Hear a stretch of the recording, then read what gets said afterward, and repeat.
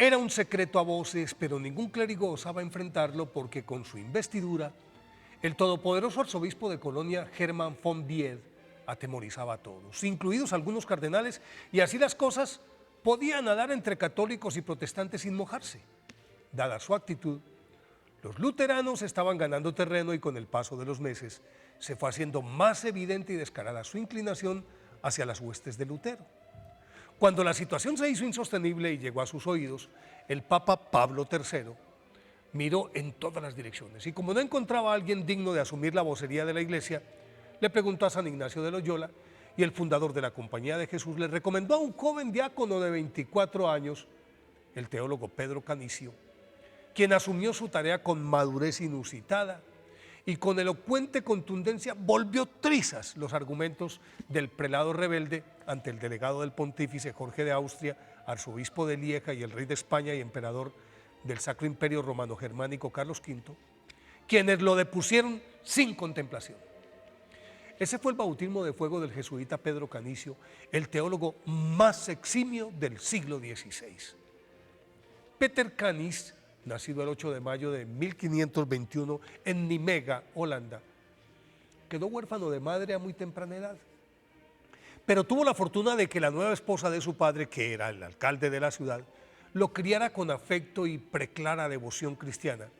lo que incidió profundamente en su personalidad, pues aunque su dedicación al estudio le permitió graduarse a los 19 años con honores como maestro de artes,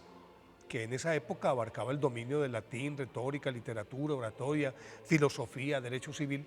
su gran sueño era abrazar la vida religiosa y por eso se especializó en teología, lo que le facilitó el ingreso a la Compañía de Jesús en mayo de 1543, cuando apenas contaba 22 años. Y durante su noviciado en Maguncia,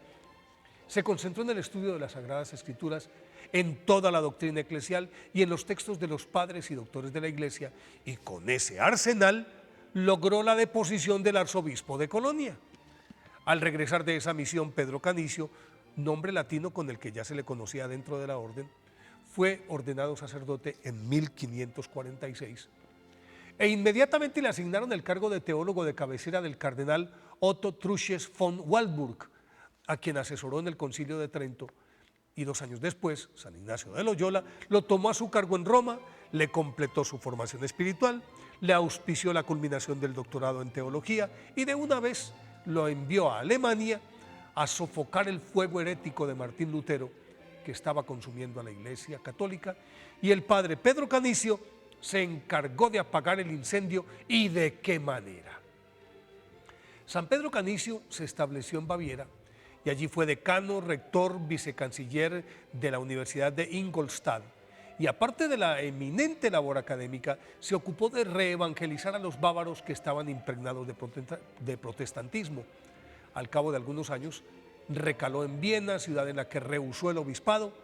pero administró la diócesis durante algún tiempo y al entregar el cargo amplió su radio de acción por toda Alemania. En su condición de superior provincial de ese país,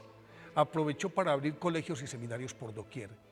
catequizar a pie en todas las regiones. Se calcula que en su vida caminó más de 30.000 kilómetros evangelizando y al mismo tiempo enfrentó a los luteranos en todas las dietas, que eran las asambleas deliberantes y legislativas sobre la controversia católica protestante, que a todas esas dietas que habían sido convocadas, a ellas asistió, a la de Worms y las 2 de Augsburgo, en las que se confrontó con los teólogos más conspicuos de sus adversarios, a los que invariablemente apabulló. Por eso a San Pedro Canicio lo llamaron el martillo de los herejes, y los apabulló con sus profundos y determinantes argumentos para demostrar la legitimidad de la Iglesia Católica. Remozó el cristianismo de Polonia, a donde fue como nuncio apostólico, y luego remató su carrera brillantemente en el Concilio de Trento, en el que apuntaló sólidamente las bases, las estructuras de la Iglesia para los siguientes 5 siglos. Y para que no quedaran dudas, escribió una colosal obra en la que no dejó ningún resquicio que pudiera ser aprovechado por los protestantes en sus ataques a la Iglesia, y prueba de ello son los 3 catecismos que escribió. El primero para estudiantes de teología, el segundo para los niños y personas sin ningún conocimiento, y el tercero para estudiantes con conocimientos básicos. Además, dejó más de 300 sermones plenos de doctrina y misericordia. a pesar de que una parálisis minó su capacidad, siguió dictando sus textos y manteniendo una austera vida de oración y penitencia, y así murió el 21 de diciembre de 1597 en Friburgo, Suiza. Fue proclamado segundo apóstol de Alemania, canonizado y declarado doctor de la Iglesia por el Papa Pío XI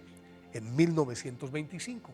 Por eso hoy, día de su festividad, pidámosle a San Pedro Canicio que no nos deje dudar nunca de nuestra fe católica.